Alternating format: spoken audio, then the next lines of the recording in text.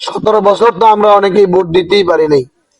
আমরা ভোট কেন্দ্রে যাওয়ার আগে আপনার ভোট হয়ে গেছে, এরকম না? এরকম নাকি?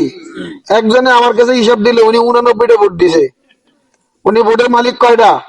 একটা। উনি দিছে কয়টা?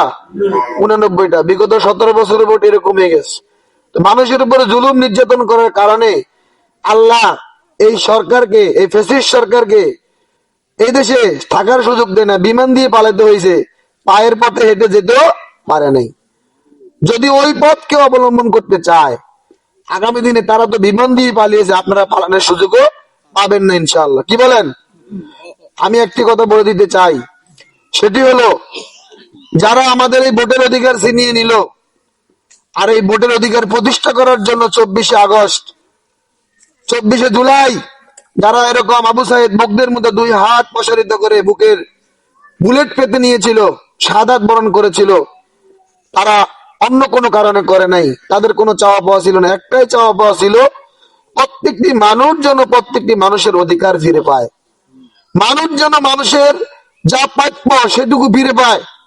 কিন্তু আমরা 5ই আগস্ট যারা জীবন দিল, তা জীবন দেওয়ার পরে আমরা দেখতে পেলাম যে আমার আগের মতো শুধু হাত বদল হয়েছে। আগে খাইছে মামতো ভাই, অনেক খায় স্বাস্থ্য ভাই।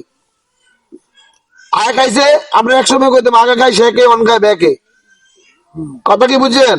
তাহলে আগে আওয়ামী লীগ খেয়েছে, এখন হাত বদল হয়ে আরেকটি গুরুত্বপূর্ণ দল, যারা সালিশ বাণিজ্য, rickshaw stand, CNG stand, bus stand, শহর দখল, ঘাট দখল, বাজার দখল, এরা আজকে তাদেরকে দখল করে আবার সেই দখলের রাজনীতি শুরু করতে চায়।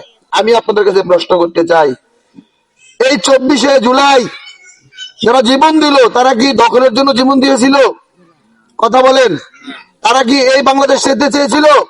তারা জীবন দিয়েছে উই ওয়ান জাস্টিস, আমরা ন্যায় বিচার চাই, আমরা প্রত্যেকটি মানুষের অধিকার ফিরে দিতে চাই।